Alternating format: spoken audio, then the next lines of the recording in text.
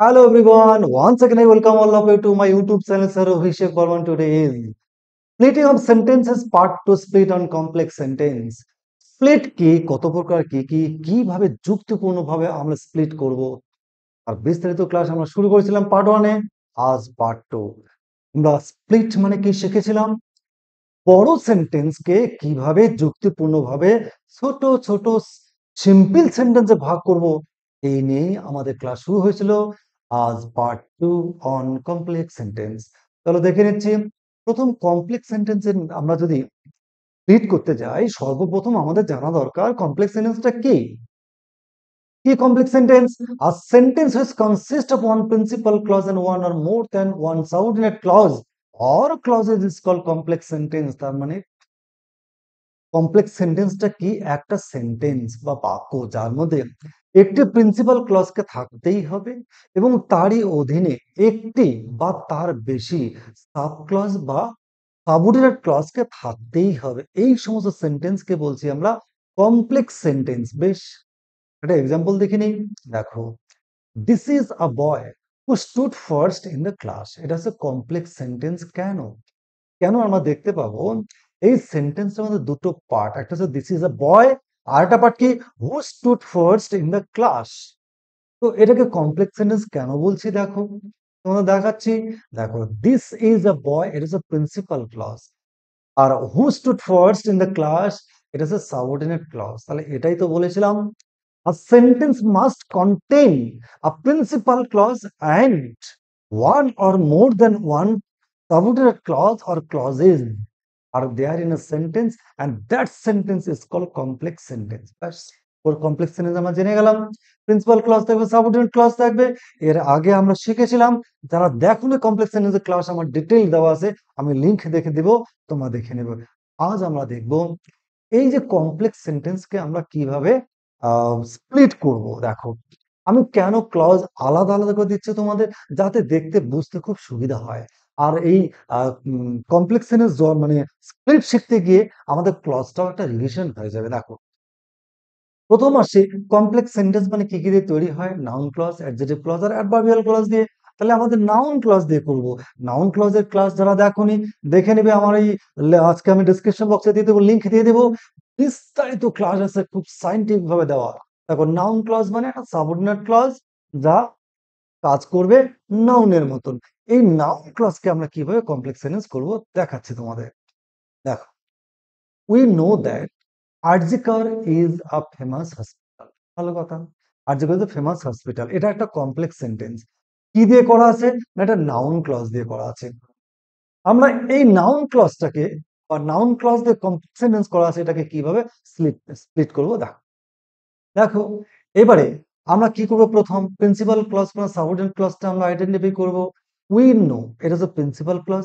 That RG Kar is a famous hospital, এটা হচ্ছে subordinate clause. ভালো কথা, আমরা কি করব, এই লিঙ্কারটাকে বাদ দিয়ে দিব। কি থাকে তাহলে, RG Kar is a famous hospital. দেখো, আরজিকর ইজ আ ফেমাস। এবার উই নো ইট রইল কি, উই নো। এবার দ্যাট তো লিখতে পারি না, যেহেতু সিম্পল সেন্টেন্সে করবো আমরা। কি আছে দেখো, উই নো ইট। কেন আমরা আগে পরে করলাম, আমি প্রথম দিনে বলেছিলাম, আমরা যখন স্প্লিট করব, সিম্পল সেন্টেন্স করব, অবশ্যই কিন্তু আমাদের কি করতে হবে, যুক্তিপূর্ণ ভাবে, অর্থাৎ ঘটনা পরস্পরা মানে সিকোয়েন্স অনুসারে কিন্তু সাজাতে হবে। এই হলো আমাদের স্প্লিট। তাহলে নাউন ক্লজের স্প্লিট আমরা কিভাবে করলাম দেখলাম। এটা হচ্ছে নাউন ক্লজ, কেন এটা হচ্ছে প্রিন্সিপাল ক্লজ, এটা সাবঅর্ডিনেট ক্লজ। এই সাবঅর্ডিনেট ক্লজটা কিসের মতন কাজ করছে, নাউনের মতন। এই নাউন ক্লজকে কিভাবে করবো, ঠিক এইভাবে সাবঅর্ডিনেট ক্লজটাকে আগে নিয়ে যাবো আর প্রিন্সিপাল ক্লজটাকে পরে নিয়ে আসবো। আরো বলে দিচ্ছি, তো এখান থেকে সাবঅর্ডিনেট ক্লজটা যে লিঙ্কার, এই লিঙ্কারটাকে বাদ দেবো। বাদ দিলে বাকিটা পড়ে থাকবে, এটা হচ্ছে একটা সেন্টেন্স। আর বাকি পার্টটা আমরা কি করবো, বসিয়ে দেবো এবং অবজেক্ট হিসেবে একটা ইট নিয়ে আসবো। আর একটা এক্সাম্পল দেখো, this is where I live. এটাও নাউন ক্লজ। কেন, this is principal clause, where I live subordinate clause, is ভার্বের কমপ্লিমেন্ট হচ্ছে সাবঅর্ডিনেট ক্লজ, এটা হচ্ছে নাউন ক্লজ। এই নাউন ক্লজটাকে আমরা কিভাবে স্প্লিট করবো দেখো, কত easy. This is the place, this is the place. দেখো, দিস ইজ দ্য প্লেস বা this is the place of I live here. তাহলে দেখো, এটা একটা প্রিন্সিপাল ক্লজ, এটাও একটা প্রিন্সিপাল ক্লজ, এটাও একটা সিম্পল সেন্টেন্স, এটাও একটা সিম্পল সেন্টেন্স। আরো দেখাচ্ছে নাউন ক্লজে। নাউন ক্লজে সবচেয়ে বড় সমস্যা হয় when we will get justice is uncertain, when we will get justice is uncertain, এটা হচ্ছে নাউন ক্লজ। এবার নাউন ক্লজ এটাকে আমরা কিভাবে করবো দেখো, we will get justice, এই যে whenটাকে তুলে দিলাম, লিঙ্কটা তুলে দিলাম, we will get justice, stop। he is uncertain, কি uncertain, the time is uncertain, দেখো টাইমটাকে আমরা নিয়ে এলাম, time is uncertain, কত ইজি। আরো একটা এক্সাম্পল দেখো, the leaders promise that he will do lots for the poor is false, তো এটাকে আমরা নাউন ক্লজ বলছিলাম। এই নাউন ক্লজটাকে আমরা কিভাবে, এই ধরনের উদাহরণগুলো সবচেয়ে প্রবলেমে ফেলে।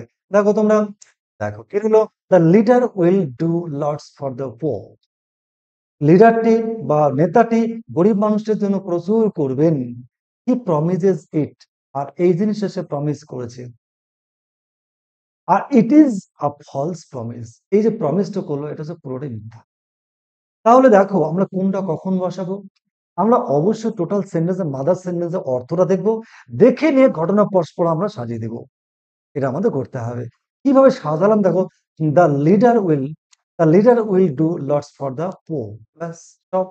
হি প্রমিসেস ইট, এই যে দেখো কি আছে, দ্য লিডার্স প্রমিস, এটা একদম হি বসালাম, কেন লিডার তো বারবার লিখতে পারি না, ইনি হি। আমি আগের দিনে তোমাদের বলেছিলাম প্রয়োজনে সাবজেক্টটাকে নিয়ে আসতে হয়, অবজেক্টটাকে এবার নিয়ে আসতে হয় অর্থ অনুসারে। এবার ইট, ইট কোথায় পেলাম না, এই যে প্রমিসটা সেটা হচ্ছে it is a false promise. তাহলে এই হলো নাউন ক্লজ এবং নাউন ক্লজের স্প্লিটিং করবার পদ্ধতি।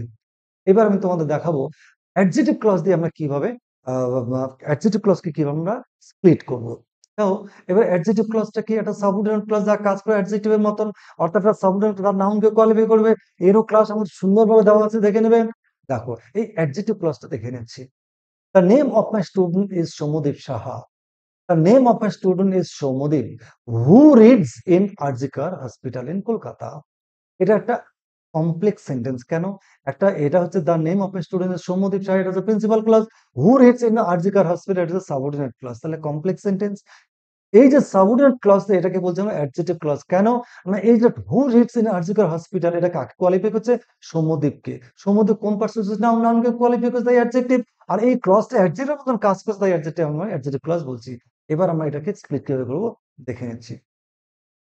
The name of my student is Soumyadip, ব্যাস the name of my student is Soumyadip. তো এবার রিডস ইন আরজিকার হসপিটাল, আমি কি বলেছিলাম লিঙ্কারটাকে তুলে দিতে বলেছি, তাহলে রিডস ইন আরজিকার হসপিটাল।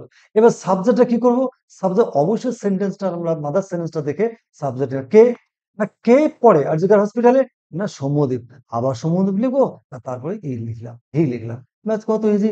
আর একটা এক্সাম্পল দেখো, tell me the time when the Rajdhani express will arrive, tell me, আমায় বলো কখন রাজধানী এক্সপ্রেস আসবে, এটা হচ্ছে কমপ্লেক্স সেন্টেন্স, কেন, এটা হচ্ছে tell me the time principal clause, when the Rajdhani express will arrive এটা হচ্ছে সাবঅর্ডিনেট ক্লজ, একটা principal clause subordinate clause complex sentence. এই কমপ্লেক্স সেন্টেন্সটা সাবঅর্ডিনেট ক্লজটা কি ক্লজ, না অ্যাডজেক্টিভ ক্লজ। এই অ্যাডজেক্টিভ ক্লজের আমরা কি ক্লজ করব, মানে স্প্লিট করব, দেখিয়ে দিচ্ছি।